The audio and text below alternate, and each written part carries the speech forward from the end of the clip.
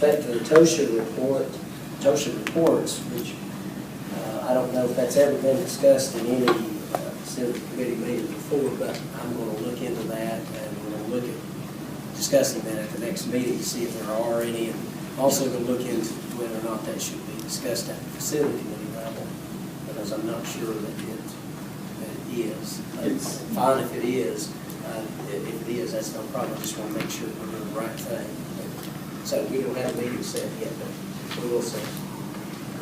It was on that.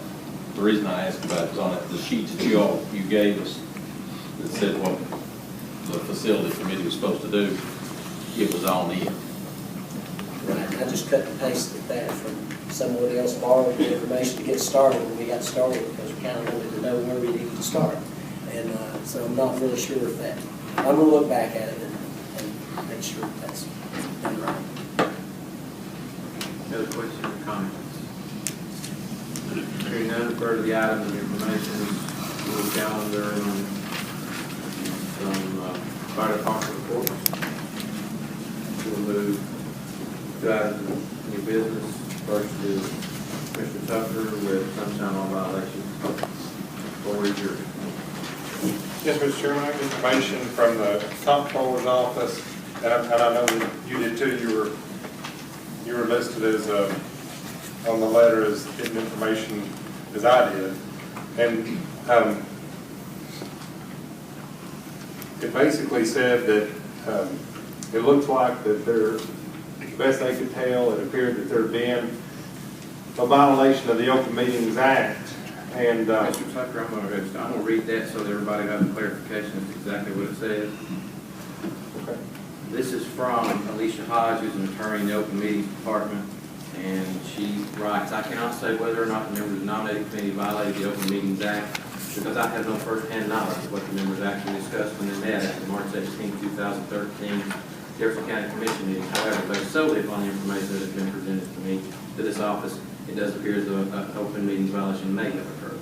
That's much different language. So just so it's clear to everyone listening, now proceed. I apologize. It appears to them, based on the information presented, that there had been an open meetings violation. May. Mr. Tucker. I'm sorry. What is it I screwed up on? Please, I don't want this to get personal, and I know where it's going, so please. No, you don't know where it's going, and what I'm trying to do, Mr. Chairman, is take a second and say, we got this, I got this, and you got this. And the fact is that we're elected, and we're elected by the people, and we're elected to be open in front of the people. Maybe there's not any violation, and maybe back when Alicia Hodge contacted Commissioner Carmichael several months ago, maybe there wasn't any sunshine law violation then either. Maybe there wasn't. Either time. But from what I'm reading, it looks like the members of this body have a problem. And as directed by Ms. Hodge from the State Comptroller's Office, I have been in contact with our county attorneys, and I will be bringing either a motion or a resolution, a plan of some sort to, and we're going to have a three-way call and try to work that out. But I'll be bringing something in regard to that at our next meeting that we can vote up or down. There's no personal attacks or anything else, and I felt like that's where you were saying that you knew this was headed, and it's not at all.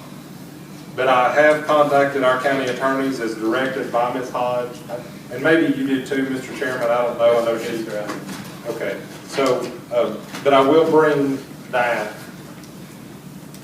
in some kind of very simplistic form, and it won't be anything about any personal attack or anything like that. It'll be whatever our county attorney and the state comptroller's office suggestion might be, and I'll bring that in a written form or as a motion that we as a body can Let me ask this: if you get that prior to our meeting, it's very difficult to look at something in a meeting and vote it up or down. If you were to get that, let's say tomorrow, it would be, I would think, advantageous for all of us to have a copy of that between now and then. I agree, and as soon as that is put together, I'll be happy to get it to Ms. Peggy, and she can send it out to all the commissioners. That'll be six. Ms. Reynolds, I think you were first. I don't know who else had their hands up. Ms. Reynolds. My question was somewhat answered, in what regard will what's the format, or what are we going to be asked to do? I have no. You want to shed any light on your intent, Mr. Tucker? Oh, to follow compliance of the comptroller's office and to use our attorney's information to work something out that I think would be a step in the right direction, I guess. Okay. Yes. When is your conference call scheduled? They've not got back with me yet. So hopefully we'll have it by Wednesday or Thursday. And if we can get together by Wednesday or Thursday, I think, 20-minute conference call followed up by 15, 20 minutes of Attorney Churchwell's time or Attorney Driven's time, and we'll have something drafted up and hopefully get that disseminated out, and maybe I'll have the whole weekend to peruse it. But I think it's going to be something short and sweet too. It's not, I don't see it being anything convoluted. It's just something that would further ensure our. I just want to know if you had it scheduled yet. You said no. I've attempted that schedule. I've not received a call back. Okay. As to which part, Ms. Hodge or? Yes. Yeah, okay. Thank you, Mr. Chairman. That was a question. Who was next? I don't know if there's another hand up or not. Oh, I'm sorry. I'm new with this, but I'm on the nominating committee, and I think what started all of this is because we couldn't meet at 10:30 for the morning. I don't work, but I understand people do work, and they can't get off from work. Can't even get off from work for a death anymore, much less a meeting for the nominating committee. You know, I don't think we broke any laws. I don't think any laws were broke. I just think the time conflict is the whole story.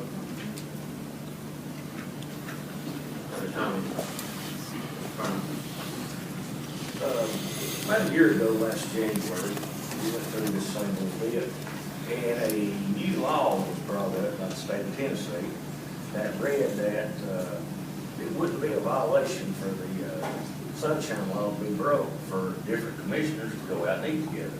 And this body voted that motion down. And that would have been about the end of last January. And 2 weeks later, there was a special call meeting that was did on a handwritten signature that had 11 signatures on it. The other people had no idea the meeting had been called. They wasn't asked to vote yes or no. There's been a pattern for quite some time of we just need 11 signatures, so that's all we get. The full power of the county court only lies when the members that show up for an advertised meeting actually vote in unison, yea or nay. That's the only power the county court actually has. So therefore, if you call a meeting and you don't notify everybody if they want to have the meeting or not, you are in violation. And it was not at that fact. And it still stands clear today. And this is going to come up later on in this meeting about different stuff and different funding.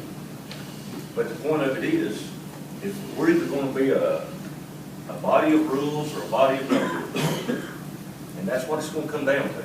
We got to make up our mind, are we going to go by the rule as it's written? This body voted not to weaken the sunshine law. They had every opportunity in the world to do it. A year ago, January. And they voted not to. I believe Mr. Griffith brought that up. And it was voted unanimously to never weaken the sunshine law. So this body needs to abide by it. Thank you. Any other comments on item 14A? Not, we'll jump down to item 14. I'm sorry, Mr. Kern. I'm going to start my 6 minutes there, Mr. Chairman.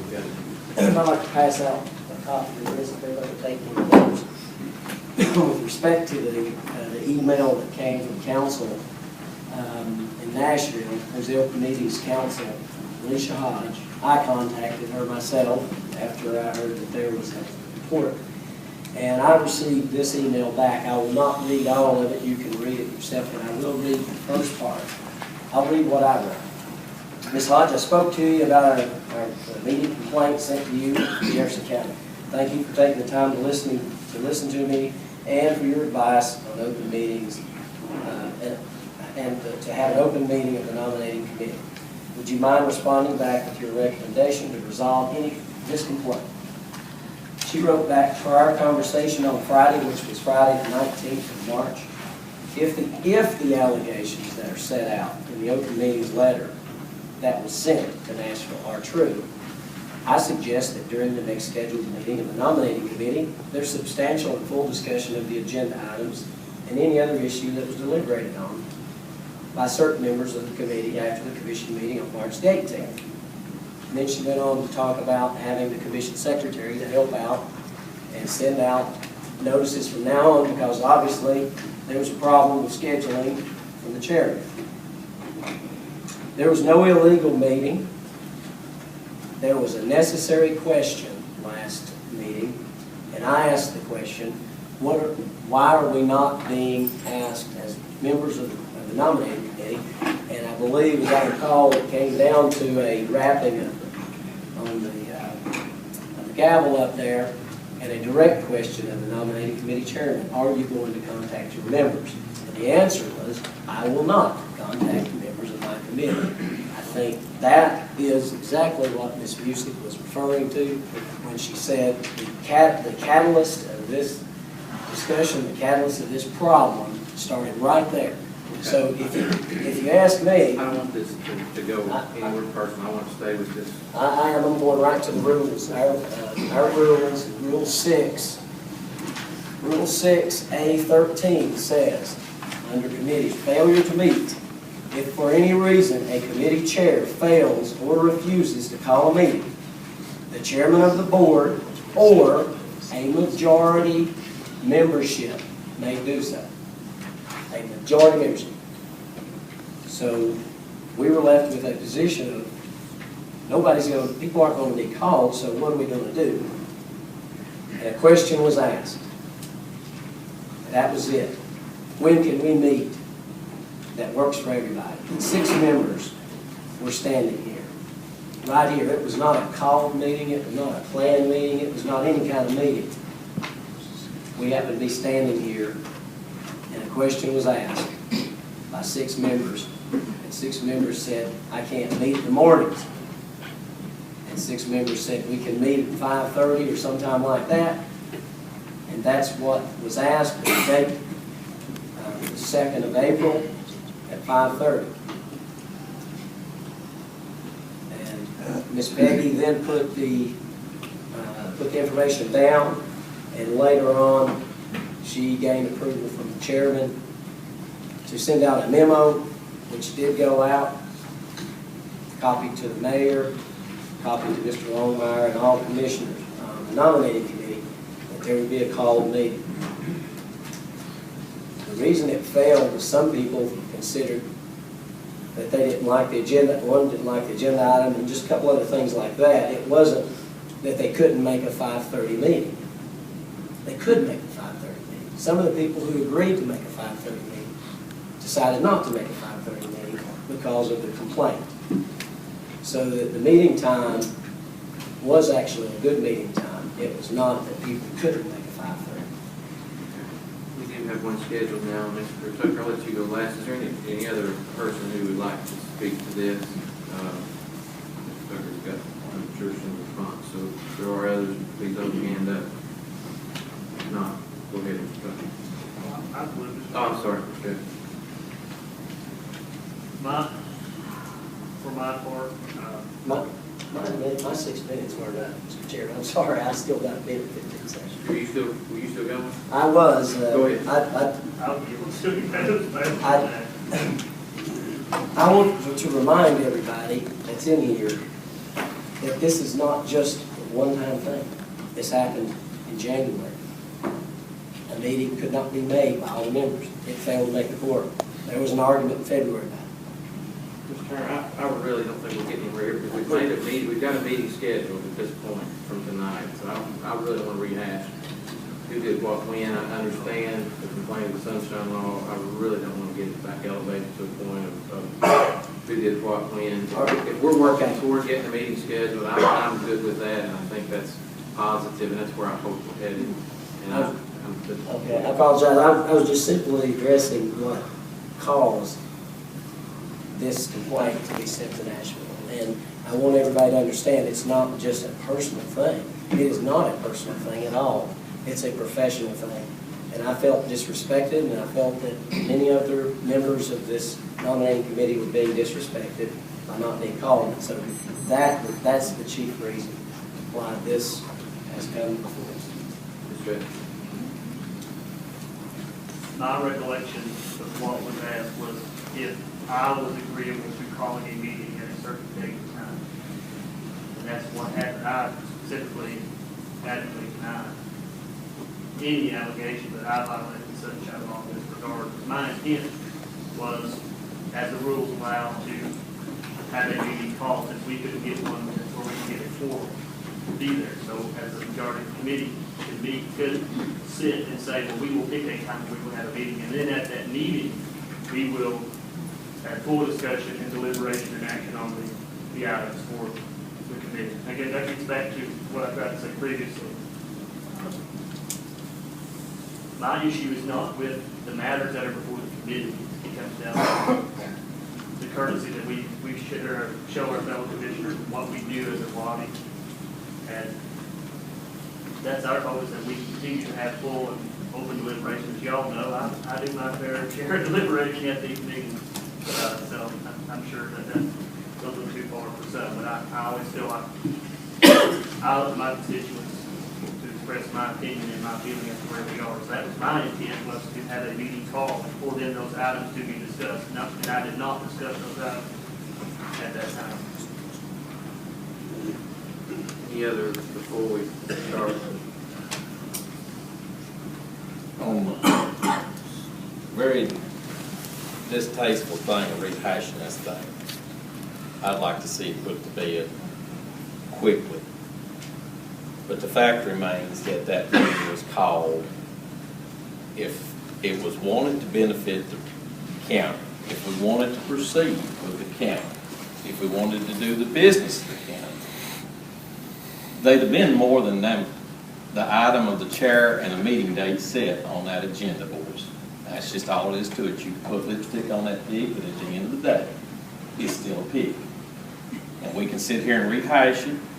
We can say it's nothing personal or whatever. But as Commissioner Carmichael said, somebody's got to grow up and be an adult here, boys. And women. No, didn't mean this. That's all I've got. Anybody else? Thank you, Mr. Chairman. The beginning, the first one that was in question was the January meeting.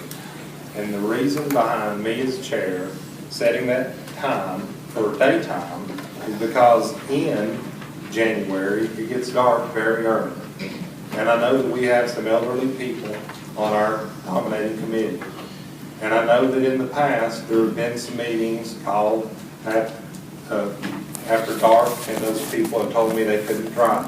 And I understand that some other people on our nominating committee have jobs, and they're younger, and they can see at night. But I don't think that it should always be set to the younger people. I don't think it should always be set to their convenience. The January meeting was the only time that I called a meeting for the daytime. As far as getting in touch with all of the people on the nominating committee, I was asked at our last meeting, will you call each person and figure out what time's very best for them and do it? No, I won't. Tonight, I didn't ask everybody what time works for them. I suggested we could do it. In fact, Commissioner Kesterson suggested, what about this? And I said, well, I've talked to Peggy about this one. Here's a conflict. This one might work. Is there any problem? And we had one commissioner talk about maybe there was a problem there. Maybe we needed more flexibility. I think that's what we're in the situation of. And if you actually ask the members of the nominating committee, at our last 1 month ago, today's meeting, April 8th, of the nominating committee was set a month ago. And if you ask, if you go down to each commissioner in the first district, I'd call and ask. In the second district, I called and asked. In the 3rd district, I called and asked. And I know she said, well, he called me, but I had a doctor's appointment. That's right, but I'm dealing with 10 people. In the 4th, I talked to him, I sent a text. In the 5th, I don't think that I got a hold of the 5th district. In the 6th, 7th, 8th, in the 9th actually, in the 9th district, I talked to them the night of our last work session, and he said, Wednesdays are bad days, I'm in court all day. And so I moved that meeting to Monday. Then that meeting was properly noticed by Ms. Peggy, and information was disseminated to every member of that nominating committee. There's been nothing in the dark. They had 3.5, 4 weeks prior notice. And, you know, if they don't want to show up in the daytime, that's fine. And now, it's staying lighter longer, and especially if we can piggyback it off of a work session, I'm great with that. I don't want to do it the night of the voting meeting because I think commissioners deserve a little bit of notice so they can think about the decisions. And I was trying to avoid having conflict with other committees because there were commissioners that said we would like our committees to meet differently, although that didn't pass by majority vote. Now, in our rules, it says failure or refusal by the chair to call a meeting. If you remember, I had a meeting called over a month ago. The meeting that they called later, there was already a meeting in place. There was no failure or refusal by the chair to call it. The majority of members, the commissioner just mentioned there were 6 members that he had talked to, and they said they could get together. I know a couple of those members mentioned to me that they were told it was to handle IDB because it was important. Well, that wasn't what the agenda was. Well, when was the agenda? Ms. Peggy said the night of our work session, before she left, she was instructed by Commissioner Turner that the purpose of that meeting was to have discussion and action on the chair of the nominating committee and discussion and action on the schedule of the nominating committee. That was the only purpose. So those commissioners that agreed in order to deal with IDB, I think they were misled. There was no refusal nor failure by the nominating committee. I'm more than happy to have it at the pleasure of the body. Whenever the body wants to get together, that's great. I was only trying to help some of our elderly commissioners who don't see as well at night. And maybe that's my fault because my parents are going through that. And now at 42, if it's raining and dark, I'm going through it. So my intentions were not to aggravate anybody that had a job. I've got one too. But rather to accommodate some commissioners that rarely get accommodated. Thank you, Mr. Chairman. Thank you. I'd just like to say one thing. I respectfully request that you don't call me elderly. I know I'm old enough to be your mother, but it looks like to me the majority of the people on this commission are elderly people. I can come at night as good as I can come at daytime. I don't have any trouble seeing. Yes, ma'am. I apologize for any disrespect. And there was none meant. I'll call myself elderly as well. When you called me and asked me if I could come, I told you I had a doctor's appointment. You said, well, you had one the last time I wanted to have a meeting. Well, doctors work of the day. They don't work at night. I have to go whenever I have the appointment to go.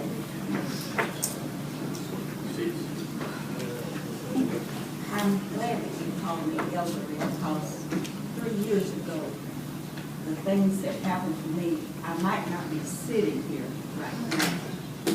And I appreciate being called elderly, but I don't have any problem driving. And at night, the only problem I have is where I live. There's only 3 houses, and I don't like to come out late at night. So, but early in the evening, and I wouldn't have any problem getting here late because I can get somebody to read me. Anybody else? Hearing none, we'll move to item 14C. Mr. Jefferson.